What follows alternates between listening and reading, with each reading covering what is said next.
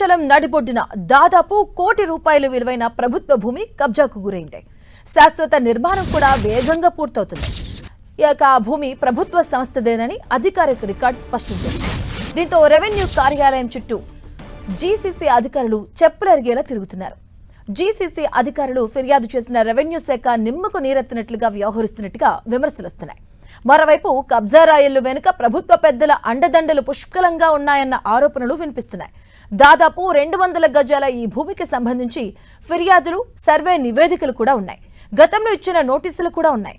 అయినా చర్యలు మాత్రం కనిపించడం లేదు. ప్రభుత్వ శాఖల మధ్య సమన్వయ లోపమా లేక మరేదైనా కారణమా? ఇప్పుడు ఈ వ్యవహారం భద్రాచలం పట్టణంలో తీవ్ర చర్చనీయాంశంగా మారింది.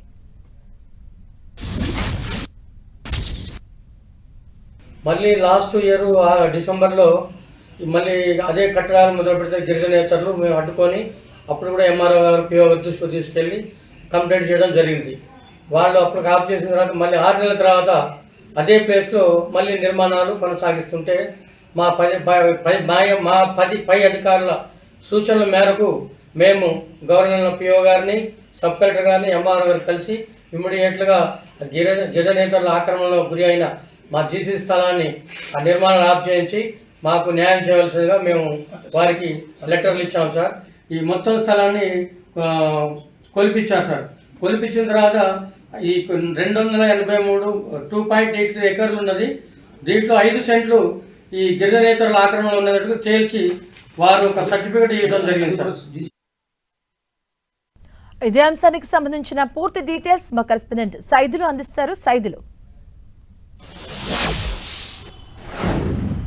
మధువి, భద్రాచలంలో రోజుకో వివాదం చుట్టుముడుతుందని కూడా చెప్పుకోవచ్చు. నిన్నటి వరకు చూసుకున్నట్లయితే భద్రాచలంలో గంజాయి అక్రమ రవాణా, మరోవైపు బెల్ట్ షాపుల వివాదం మొత్తం రామభక్తులను ఆందోళన కలిగిస్తుంటే ఇప్పుడు మాత్రం భద్రాచలం నడిబొడ్డులోనే కోటి రూపాయలు విలువైనటువంటి సుమారు 200 గజాల స్థలాన్ని, ప్రభుత్వ స్థలానికి సంబంధించి కొంతమంది వ్యక్తులు బహిరంగంగానే నిర్మాణం చేపడుతున్నా కనీసం పట్టించుకునే పరిస్థితి లేదని కూడా స్థానికులు ఆందోళన, ఆవేదన వ్యక్తం చేస్తున్న పరిస్థితి కనిపిస్తుంది. ఇప్పటికే దానికి సంబంధించిన ఆ ప్రభుత్వ భూమి అంటూ జీసీసీ అధికారులు రెవెన్యూ కార్యాలయాల చుట్టూ కూడా చెప్పులు అరిగేలా కూడా తిరుగుతున్న పరిస్థితి. అయితే ప్రభుత్వ భూమిని కాపాడాల్సిన రెవెన్యూ అధికారులు కావచ్చు, ఐటీడీఏ అధికారులు కావచ్చు, ఎవరు కూడా నోరు మెదపకుండా ఉండడంతో ఒక్కసారిగా పెద్ద ఎత్తున వారిపైన విమర్శలు కూడా తలెత్తుతున్న పరిస్థితి. ఒకవైపు ఇప్పటికే అధికారులు, జీసీసీ అధికారులు రెవెన్యూ అధికారుల చుట్టూ తిరుగుతూ కూడా సర్వే నివేదిక కూడా తయారు చేసి సర్వే రిపోర్ట్ కూడా ఇచ్చిన పరిస్థితి కనిపిస్తుంది. ఆ సర్వే రిపోర్ట్లో కూడా ఆ స్థలం ప్రభుత్వ స్థలమే అంటూ కూడా పూర్తి స్థాయిలో కూడా నివేదిక తయారు చేశారు. కానీ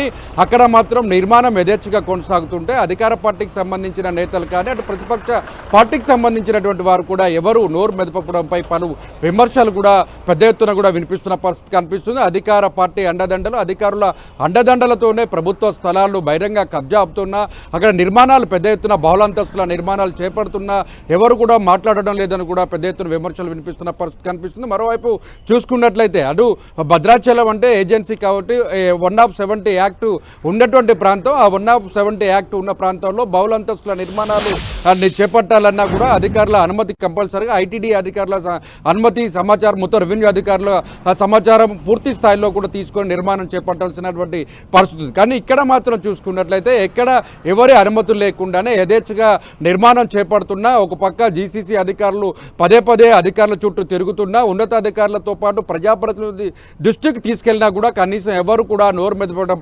మెదపకుండా ఉండడంతో పాటు ఆ స్థలం తమది కాదంటూ కూడా చూసి చూడనట్లుగా వ్యవహరిస్తున్న తీరుపైన పెద్ద ఎత్తున కూడా భద్రాచల వాసులు, మొత్తం స్థానికులు ఆగ్రహం వ్యక్తం చేస్తున్నారు. ఈ స్థలం ఇలాగనే ప్రభుత్వ స్థలాలు అన్ని కూడా కబ్జాకు గురైతే భవిష్యత్ తరాల్లో ప్రభుత్వ స్థలాలు ప్రభుత్వ అవసరాల కోసం చేపట్టే నిర్మాణాలు కావచ్చు, కార్యాలయాలకు సంబంధించిన అంశాల్లో కానీ ఎక్కడ ఏది నిర్మాణం చేపట్టాలన్న ఆ రోజుల్లో తిరిగి ఆ స్థలం అంటే స్థలాలు కొరత ఏర్పడే అవకాశం ఉంటుంది. కాబట్టి ప్రభుత్వం ఇప్పటికైనా ఆలోచన చేసి ఉన్నతాధికారులు దృష్టి సారించి కోట్ల రూపాయలు విలువైనటువంటి నడిబొడ్డులో ఉన్న స్థలాలను కూడా పూర్తి స్థాయిలో పరిరక్షించాల్సిన బాధ్యత ఉందని కూడా స్థానికులు చెప్తున్న పరిస్థితి. ఏదేమైనప్పుడు కూడా కోట్ల రూపాయల విలువైన భూములు యథేచ్ఛగా బహిరంగంగానే రోజు వందల వేల మంది ఆ ప్రాంతంలో పర్యటిస్తున్నా కూడా చూస్తూ ఉండి మిన్నకుండా పోతున్న పరిస్థితి కనిపిస్తున్న పరిస్థితి. ఉదాహరణగా భద్రాచల వాసులు మాత్రం ఆందోళనకు గురవుతున్న పరిస్థితి కనిపిస్తుంది. Right, thank you Saidulu.